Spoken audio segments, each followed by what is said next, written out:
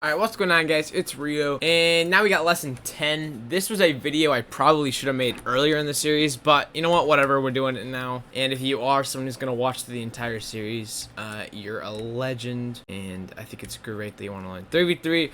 So, yeah, we're going to be talking about range, movement, and, square counting and line of sight, alright? So, first, we're going to talk about movement since it's very, very simple. All pirates with fast 2 trained have 6 movement except Swashbuckler. Swashbuckler has 7 movement. So everyone else has 6.5 movement. Sorry, not 6.5 movement.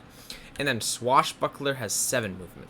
Just something to point out. Now I'm going to go over companions movement, just like popular 3v3 companions, and just go over how much movement they have. So everyone who I do not mention has 4.5 movement, since that's like kind of the standard. I'm only gonna mention people who have over 4.5 movement. Everyone else has 4.5 movement. Okay, 4.5. Goro has 4.5, but do keep in mind this charge gives him 9. CONTESSA has 6 movement. Nausicaa has 7 movement, and then El Toro, I believe, has 5.5 movement.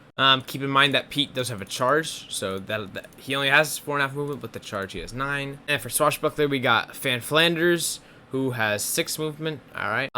And then we have someone interesting, Buffalo Bill. He has 5 movement instead of 4.5. He's one of the only musketeers to have more than 4.5 movement.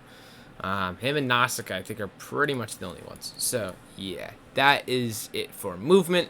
And just once again, keep in mind, pirates with fast 2 train, which you should have fast 2 train on all pirates, have 6 movement, and swashbucklers have 7. All right, then. So I completely forgot to do this when I was actually recording, and this is just very briefly how the movement is calculated. So Francesco, he has 6.5 movement, right? Here's how you do it. This is 1 square. This is 2 squares. This is 3 squares. This is 4 squares. This is 5 squares. Now I have 1.5 more movement left.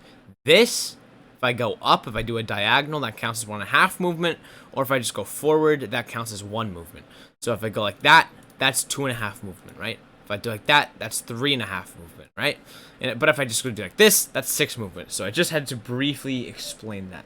Now we're going to talk about range. So first thing I want to talk about is just, anyone with a melee weapon, any pirate with a melee weapon, swashbuckler, buccaneer, privateer, most of the time, they don't have any range. So yeah. In terms of musketeer. So musketeer, ideally, if you have a 5-range gun, like the thunder rifle, or maybe I know some musketeers like to run like a champion, like spring or summer champion weapon. So that is also a possibility. As long as you have a 5-range gun, you should be fine. But I would say the sniper shot one's the best. You'll have 6 movement, because you have this thing in your powers called sniper that gives you one extra range. Okay, so you have 6 movement, but I want to go over your ability, Hail of Cannonballs. It has 6 range, by the way, no matter what weapon you have, but that's the middle of the Hail of Cannonballs. On the edge, that's 7 range, and that's same with Louis and Pete. They have this Hail of Cannonballs that have 6 range, but I'm going to call it 7. Also, keep in mind, Hurricane Round and Inferno Shot, the trick shots, they also have 7 range at the edge of the thing. So keep that in mind. When you charge over a musketeer, I like to think of them as having 7 range because of the edge of the bombs and the edge of trick shots. So just keep that in mind.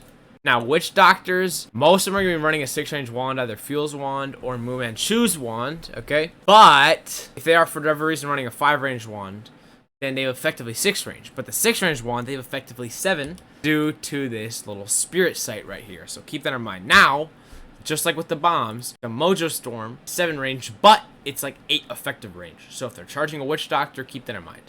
Another thing is, Akuboros has 9 range, is something to keep track of. 9 range Akuboros. Storm is effective 8 range. That's it for the witch doctor things. Now, I'm also going to briefly talk about infinite range abilities, which is your Ghost Whales, your Morn Songs, your big guns, and we will talk about line of sight here a little later in this video. But for right now, this is infinite range. This is infinite range. Any witch doctor spells, sniper shots, those are all infinite range. so it's good to keep that in mind. Surge has 5 range. We already went over this in the last video. Purge has 3x3 effective radius, so like 3 range. It's just good to learn the ranges of stuff. It's good to know that charges give you ×2 movement. And yeah, now we're going to talk about the companions range. So we're only going to be talking about Musketeer companions here, because obviously Musketeer companions are the meta, and they're the only people with range, right? Besides Witch Doctor companions, but they're only the banned one, or they're completely useless. So, Exeter, 4 range. Bonnie Ann, 5 range. Emmett, just like Exeter, 4 range. Nazca has 4 range, but keep in mind she has charges. Pepe has 5 range. Prince Yolfest has 5 range. Lemba has 4 range if he's not banned for whatever reason. Jane Canary has 5 range. And Bill Peacock has 4 range. Chantel has 5 range. Duck Holiday has 5 range. Lefty has 5 range. Carcarius has 4 range. He's like the one slightly useful Witch Doctor. Also, Gore has 4 range, but he does have Eagle Eyes, which increases everyone range around him by 2. But he's banned in pretty much every single match because of how overpowered that is. And then finally, Buffalo Bill has 5 range. So those are like the basic ranges of the 3 Musketeer units that are used. So just keep those all in mind. Now we're going to talk about line of sight. Alright, so now we're talking about line of sight. So for example, let's just go over where I spawned with this Witch Doctor, okay? Where I spawned, as you can see, I cannot see these top 3. I cannot see Alejandro because he's behind a pillar. I cannot see Nazca's behind a pillar. And then I cannot see these top 3 because I am blocked by this pillar. So, and then also Exeter is very reliant on line of sight. So as you can see, it's actually very clear. It's easier to see line of sight with Exeter and Emmett. Slows to get a good feel of what it is, because you can see very clearly what sight ranges are blocked off and what are not.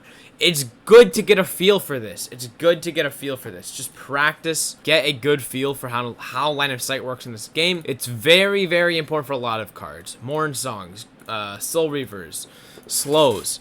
And it's not just good to know the line of sight, so that you can use your cards. It's also good to know the line of sight so that you can cheese behind pillars and behind barricades to block your opponents from getting combos on you. So if they have a Witch Doctor, knowing how you can hide units behind pillars is very, very good. Now, a great thing you can do if I have a unit that's damaged is I can just throw them behind a pillar.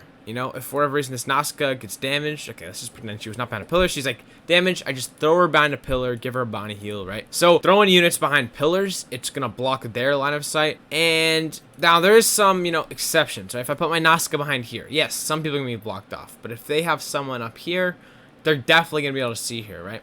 You just kind of have to get a feel for line of sight and visualize how it works, right? You just have to visualize how line of sight works. Just visualize it, get some practice in.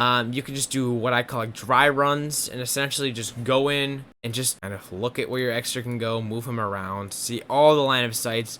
It's a good thing to get a feel for.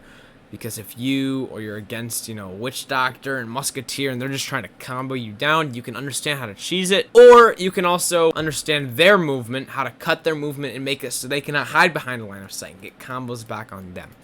All very, very important stuff. So now, finally, I do want to briefly talk about square counting. This is a pretty simple thing. Once you've learned the range and line of sight of stuff, you just gotta, count the squares, right? So I'm just gonna give you a quick square counting example. Nothing too serious here. So right here, I have the bombs, and I can go 1, 2, 3, 4, 5, 6, and then at the edge right there, it's 7, right?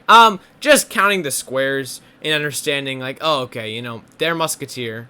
Let's just pretend he's not behind a pillar, right? Here you go. He can go 1, 2, 3, 4, 5. Wait, 1, 2, 3, 4, 5, 6, 7. And it would just be good so I could go, okay, I'm going to leave my companions, 1 square behind where their Musketeer can see, while I bomb them to oblivion, right?